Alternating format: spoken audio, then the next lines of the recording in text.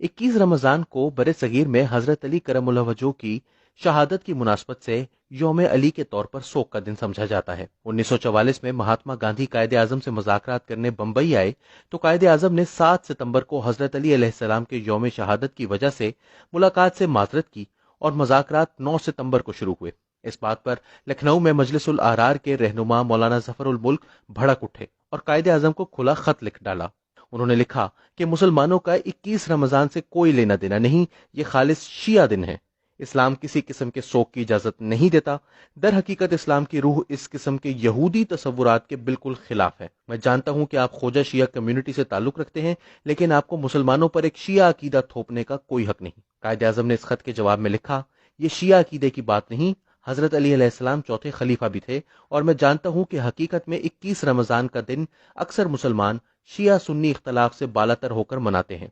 मुझे आपके रवैये पर ताजुब हुआ है। इस वाक़े से अंदाजा लगाया जा सकता है कि सेक्युलर कौमियत के नाम पर कांग्रेस को बेवकूफ बनाने वाले ये उलमा अंदर से किस हद तक मुतासिब थे। ये लोग कायदे आजम के गमो खुशी के जाती जज्बात और मजहबी वाबस्तगी पर हमला आवर हो रहे थे। अलबत्ता इन उलमा को अवाम में कोई अहमियत नहीं दी जाती थी। फिरंगी महल लखनऊ से ताल्लुक रखने वाले अहले सुन्नत ने कायदे आजम को खत लिखकर मौलाना जफरुल मुल्क की इस हरकत की मजम्मत की और आपको मुकम्मल हिमायत का यकीन दिलाया। उन दिनों मुस्लिम लीग मुसलमानों की नुमाइंदा जमात के तौर पर सामने आ रही थी और कांग्रेस ने इसके मैंडेट को तस्लीम करके मुआहिदा लखनऊ जैसी किसी मफामत की तरफ जाने के बजाय सियासी यतीम उलमा का सहारा लेकर मुस्लिम लीग को नीचा दिखाने की कोशिश की।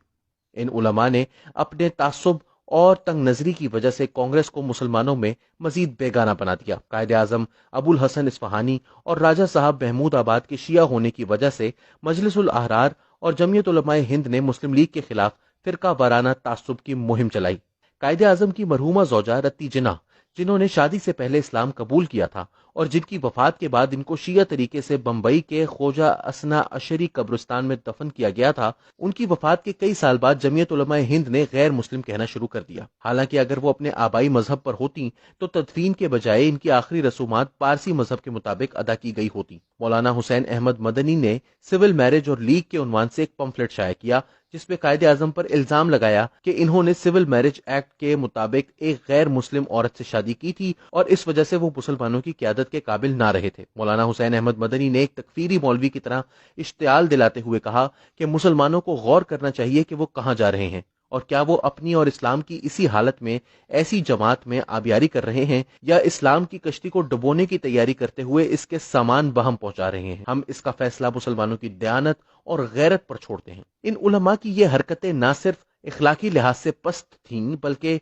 सियासी एतवार से भी इनको एक बालिश्तिया साबित करती थी। अवाम जितने भी सादा हों, इनकी छठी हिस्स इन्हें ऐसे लोगों को रहनुमा बनाने से रोकती है जो इनके असली मसाइल पर बात करने के बजाय इस किस्म की घटिया हरकतें करते हों। बहरहाल इसके जवाब में मुस्लिम लीग ने मोहतरमा रत्ती जिन्ना के कबूल इस्लाम के सबूत शाया किए और वो निकाहनामा पेश किया जिसमें इनका मजहब असना अशरी मुसलमान जाहिर किया गया था। ये सब ऐसे माहौल में हो रहा था जब खुद कांग्रेस और जमीयत के कई मुस्लिम मेंबरान ने हिंदू खवातीन से शादियां कर रखी थीं। मिसाल के तौर पर जमीयत उलमाए हिंद के रुकन बैरिस्टर आसिफ अली ने बंगाली हिंदू खातून मोहतरमा अरुणा से सिविल मैरिज एक्ट के तहत शादी कर रखी थी जो कभी मुसलमान ना हुई। बादशाह खान के भाई डॉक्टर खान साहब ने एक अंग्रेज खातून जो अलल ऐलान गैर मुस्लिम थी से शादी कर रखी थी और इनकी बेटी ने एक सिख लड़के से सिविल मैरिज एक्ट के तहत शादी की थी। मौलाना मौदूदी भी मैदान में आ गए और कहा, मोहम्मद अली जिन्ना जन्नतुल हुमका का बानी और रजले फाजिर है।